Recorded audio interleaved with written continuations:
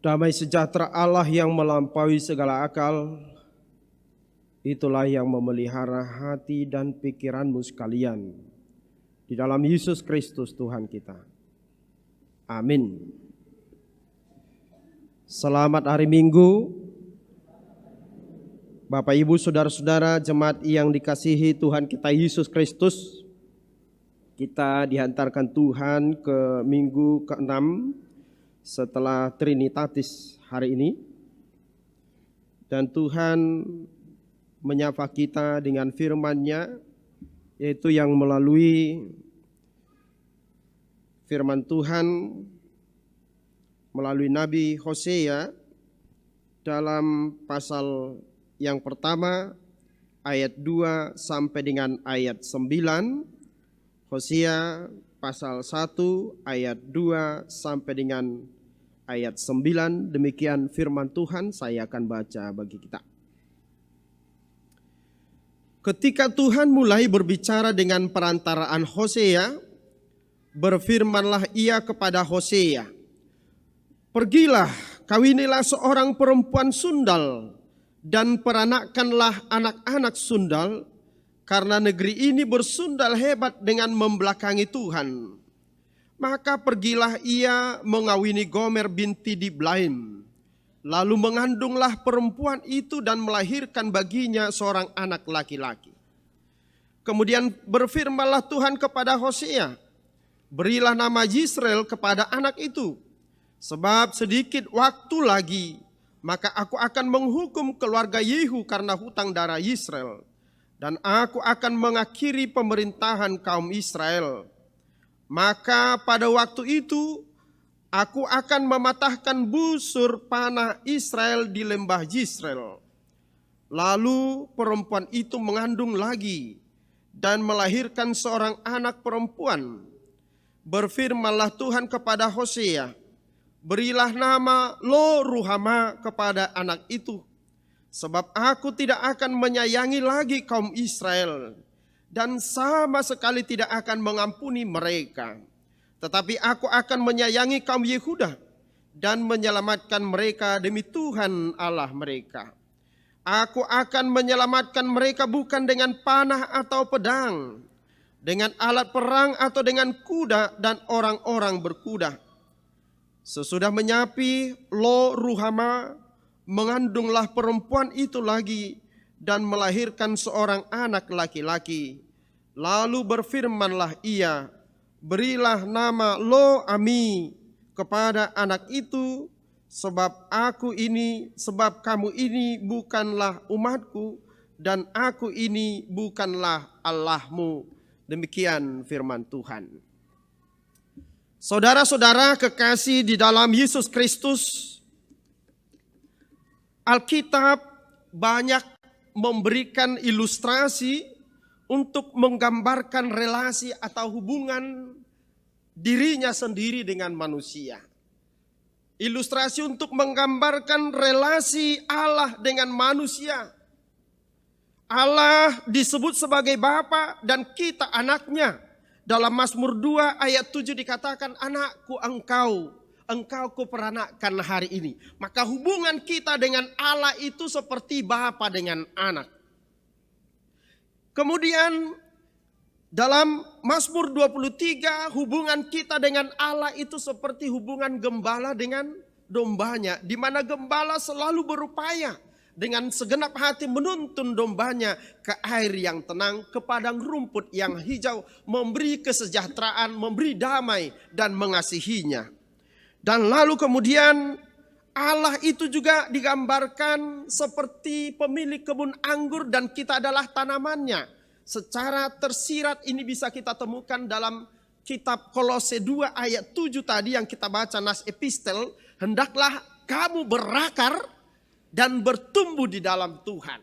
Jadi kita ini seperti tanaman atau pohon atau tumbuhan Tuhan. Ini bisa juga kita baca dalam Yesaya pasal 5. Nah, kemudian dalam perjanjian baru kita juga menemukan, termasuk juga dalam Kolose pasal 2 tadi, digambarkan bahwa Kristus adalah kepala kita dan kita adalah tubuhnya. Kita temukan juga dalam Efesus pasal 5, dalam 1 Korintus 12, bahwa Kristus adalah kepala dan kita adalah tubuhnya. Nah, kesemuanya ini menggambarkan bagaimana kasihnya Tuhan kepada kita. Bagaimana cintanya Tuhan kepada kita. Bagaimana pedulinya Tuhan kepada kita. Bahwa kehidupan umatnya, kehidupan orang percaya kepada Tuhan tidak boleh terputus dan tidak boleh terpisahkan. Satu lagi, melalui naskotbah kita hari ini, sesuatu gambaran yang amat luar biasa. Menggambarkan bahwa cinta Tuhan itu tidak tergantung kepada cinta manusia. Kasih Tuhan itu tidak tergantung kepada kasih manusia. Kesetiaan Tuhan itu tidak tergantung kepada kesetiaan manusia.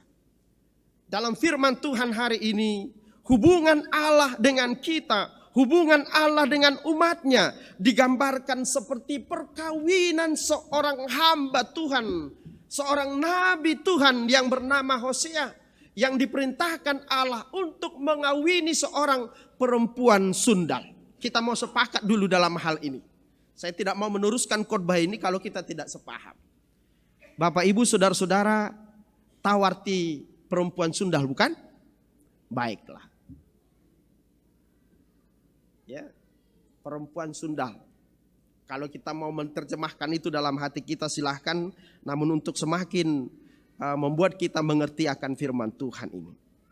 Bapak Ibu saudara-saudara, bagaimana mungkin seorang hamba Tuhan, bagaimana mungkin seorang nabi Allah sendiri diperintahkan, disuruh, diharuskan, atau tanda petik dipaksa untuk mengawini seorang perempuan yang tidak layak baginya. Sesuatu yang mungkin membuat hidupnya tidak akan bahagia selama bersama dengan perempuan itu. Namun sebagai hamba Tuhan wajib taat dan patuh. Karena kehidupan hamba Tuhan itu akan menggambarkan bagaimana hubungan Allah dengan umatnya. Hubungan suami dengan istrinya. Bapak Ibu saudara-saudara, biasanya yang mengucapkan cinta dalam hubungan antara laki-laki dan perempuan, siapa yang dulu? Para bapak-bapak pasti mengatakan perempuan dulu gitu. Ibu-ibu pasti mengatakan bapak-bapak dulu. Siapapun itu nggak persoalan. Ya, karena perempuan juga boleh kalau sudah cintanya berapi tutung nggak usah ditahan-tahan. Kalau dia melihat laki-laki ini cocok bagi jadi suamiku dan cintanya berapi tutung, ya nggak bisa dikendalikan, nggak apa-apa, sampaikan. Tidak salah juga ya. Bagi ibu-ibu yang merasa seperti itu pasti senyum-senyum. Ini pengalamanku pada masa muda ini. Ketika aku mengungkapkan cinta pertamaku kepada suamiku sekarang. Nah, ini juga menggambarkan inisiatif Allah yang mengasihi, ya, inisiatif Allah. Allah mengambil peran terlebih dahulu. Allah mengasihi umat itu. Walaupun umat itu tidak layak dan tidak pantas lagi dikasihi. Karena mereka sudah diibaratkan perempuan sundal yang tidak pernah menghitung dan bahkan tidak tahu siapa laki-laki yang bersama dengan dia. Ya, bagaimana kita menggambarkan perempuan seperti ini? Dia tidak kenal siapa suaminya dan dia tidak bisa menghitung dengan berapa orang dia hidup. Begitulah umat Israel juga digambarkan, mereka mengatakan mereka umat Tuhan, mereka katakan percaya kepada Tuhan, tapi dalam pikiran mereka, dalam hati mereka, dan seluruh juga kehidupan mereka terpaut kepada Baal, terpaut kepada ilah-ilah, terpaut kepada dewa-dewa, terpaut kepada Tuhan-Tuhan yang ada di dunia ini. Ya. Memang ungkapan dalam bahasa Indonesia berkata, memang lidah tak bertulang. Memang lidah tak bertulang. Bisa lain di bibir, lain di hati. Kenyataan umat itu juga begitu. Mereka berkata, engkau Allahku, engkau Tuhanku, kami adalah umatmu. Namun hati mereka juga diberikan kepada ilah-ilah, Baal, menyembah. Ya, kalau dikatakan dalam istilah teologi, mereka bersundal secara rohani. Mereka berzinah secara rohani. Mereka beribadah kepada ilah-ilah selain Tuhan. Bapak, Ibu, saudara-saudara yang dikasihi Tuhan kita Yesus Kristus, biasanya seorang laki-laki atau seorang perempuan yang ingin mencari pasangan hidupnya harus kriteria jelas. Syarat jelas. Jelas bibit, bebet, dan bobotnya. Bobot ini bukan persoalan kilo, ibu-ibu, ya. Bukan persoalan kilo ini. Bibit, bebet, dan bobotnya. Latar belakangnya gimana? Yang gak usah banyak-banyak lah ya. Kalau terlalu banyak, khususnya kepada teman-teman yang masih lajang, terlalu banyak syarat itu membuat jodohmu jauh. Jadi perpendek saja syaratnya. Cukup 3. Yang pertama, cantik hatinya. Itu yang pertama, cantik hatinya. Ya, atau saya simpulkan sesuatu yang tidak pernah akan berkurang. Kalau cantik rupa berkurang atau bertambah? Berkurang. Cantik hati pasti enggak. Ya. Yang kedua, apa lagi? Kelemah lembutan. Ya. Kelemah lembutan. Lalu yang ketiga, rajin menabung, itu aja. Karena tabungan enggak pernah berkurang. Ya. Kalau kekayaan berkurang. Jangan cari yang penting ya dokter spesialis, kaya pun jadilah. Gitu. Enggak penting itu. Tapi apa yang betul-betul bisa membuat kita bahagia bersamanya. Namun syarat ini tidak berlaku kepada Nabi Hosea. Dalam hatinya pasti seperti yang ada di dalam hatiku sebagai pria sejati. Pasti itu. Namun Tuhan mengatakan kepada dia, abaikan itu semua. Harus yang kamu lakukan apa yang kutentukan, apa yang kusuruhkan, apa yang kuperintahkan supaya umat itu tahu bahwa mereka sudah sedemikian jauhnya daripadaku. Sudah sedemikian bobroknya, sudah sedemikian berdosanya mereka. Sudah sedemikian mereka tidak layak diampuni, mereka tidak layak lagi dikasihi. Namun aku memberikan diriku kepada mereka. Aku mengasihi mereka dengan kasih yang kekal. Aku mencintai mereka dengan cinta yang murni. Tanpa memandang siapa dia. Tanpa memandang bagaimana latar belakangnya. Aku mengasihi dia apa adanya. Jadi jangan sewaktu pacaran saja berkata aku mengasihimu apa adanya begitu. Begitu menikah kamu gak berubah gitu. Juga begitu yang lain juga baik suami atau istri. Kalaupun suami berkata begini, sayang aku mengasihimu apa adanya. Jangan mau berusaha dengan apa adanya kamu itu. Tapi juga harus berubah sendiri. Nah suami pun begitu, bukan hanya istri. Apa yang diperintahkan Tuhan kepada Hosea? Pergilah, kawinilah seorang perempuan sundal dan peranakkanlah anak sundal. Karena negeri ini bersundal hebat dengan membelakangi Tuhan. Maka pergilah ia dan mengawini Gomer binti Diblaim. Lalu mengandunglah perempuan itu dan melahirkan baginya seorang anak laki-laki. Dan sampai berapa anaknya? Sampai 3. Pertanyaan, apakah persundalannya berhenti? Para penafsir berkata tidak. Ya, bukan berarti begitu Hosea mengawini, aku menerimamu apa adanya, dan lalu Gomernya berhenti pada persundalannya. Ternyata tidak. Artinya apa ini? Dia selalu punya boncengan. Dia menikah, dia hidup serumah dengan Hosea.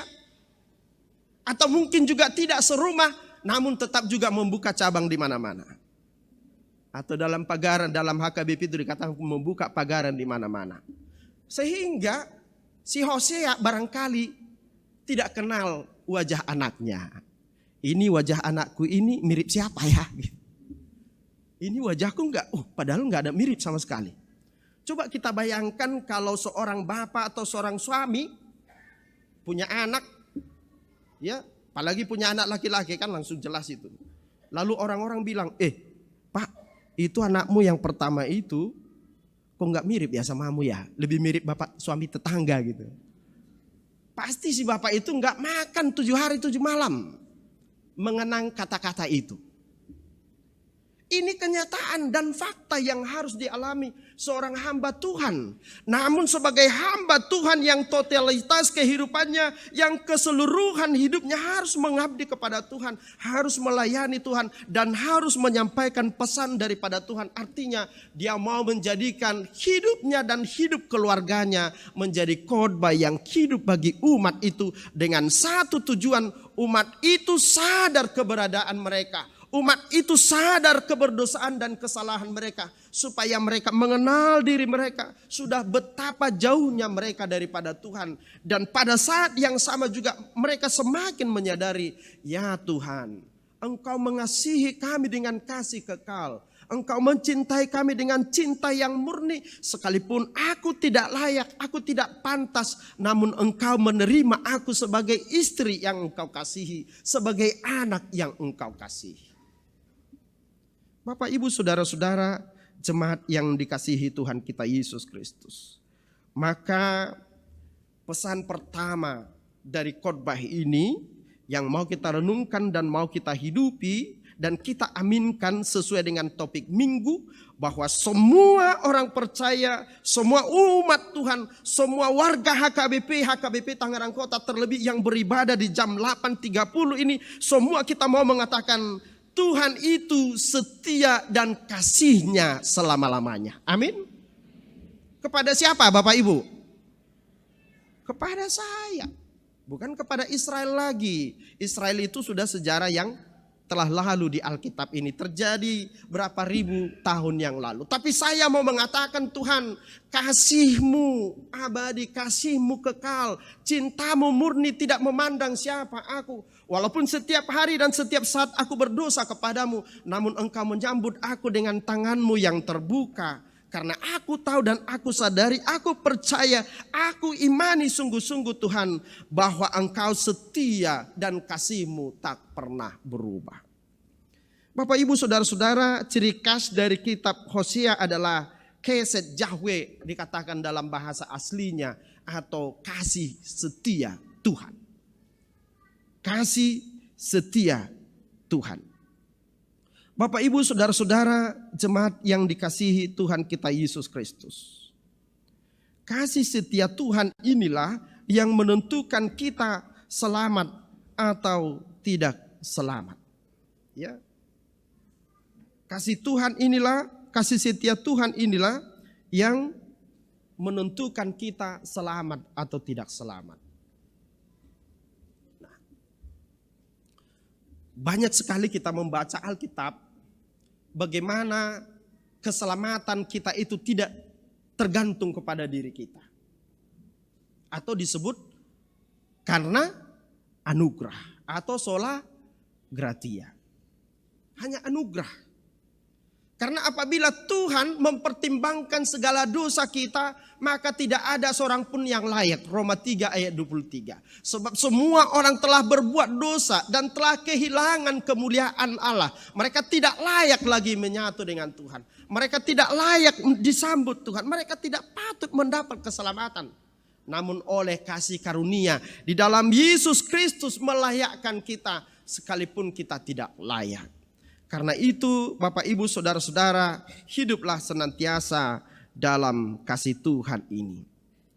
Bapak Ibu Saudara-saudara, jemaat yang dikasihi Tuhan kita Yesus Kristus, nanti kita bisa merasakan betapa berkuasanya kata kasih.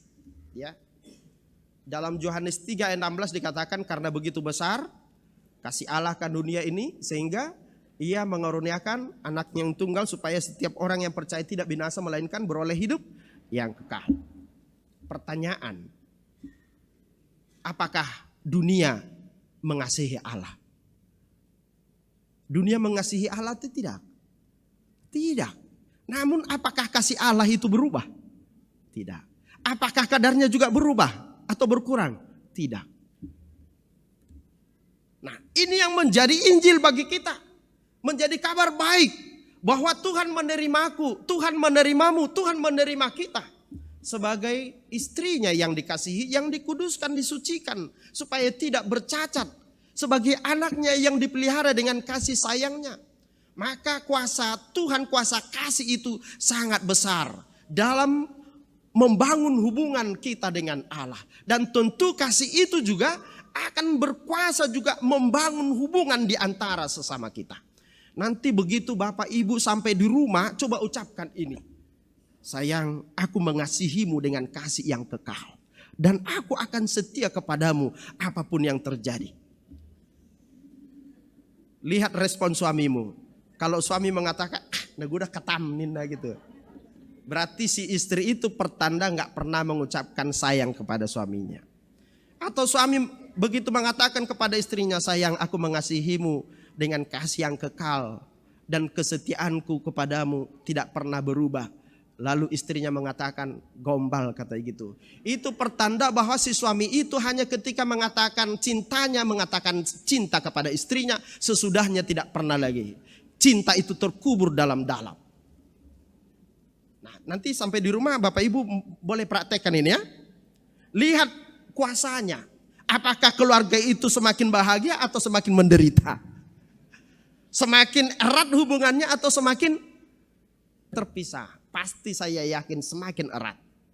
Bagi adik-adik saya yang masih lajang juga, coba nanti katakan itu kepada pacarmu ya. Hanya kepada pacar ya, jangan kepada semua orang. Bahaya itu. Nah, begitu katakan itu, sayang aku mengasihimu dengan kasih yang kekal. Dan cintaku, kesetiaanku tidak akan berubah. Langsung pacar berkata, ayo kita nikah yuk. Gitu.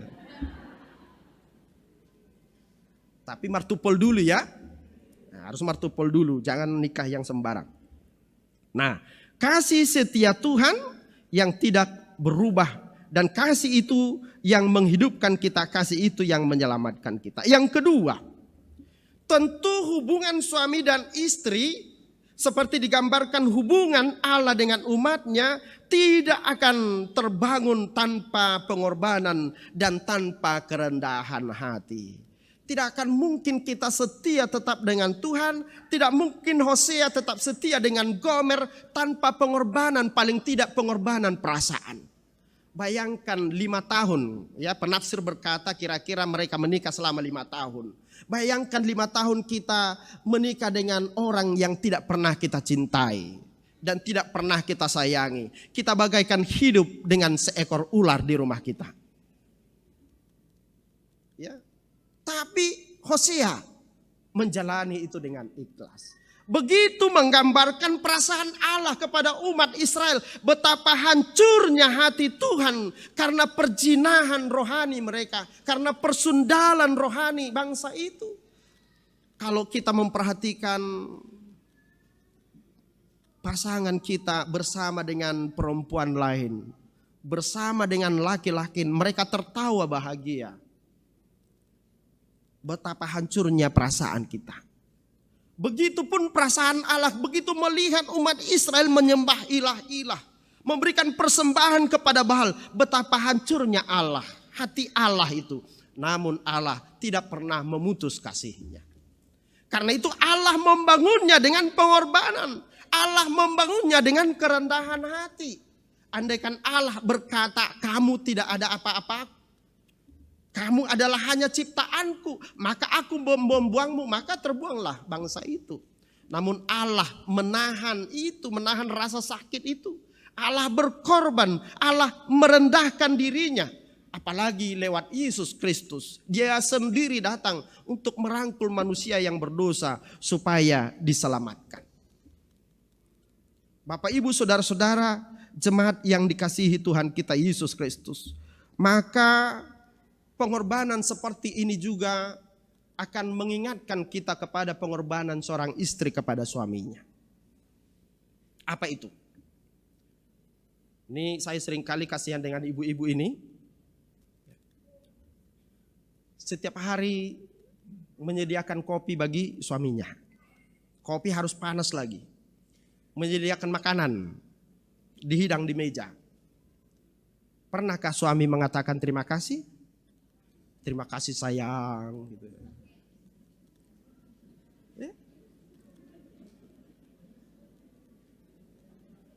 Padahal kalau makan di warung bagaimana?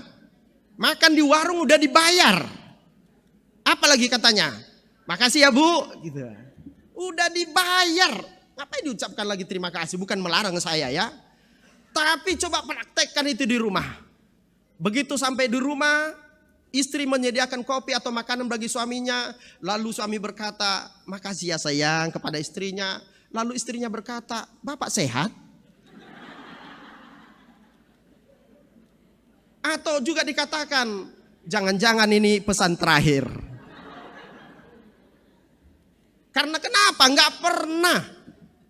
Ya, sehingga ketika diucapkan itu aneh. Iya kan ibu-ibu ya? Ya ibu-ibu yang paling cepat mengatakan ini berarti korban itu.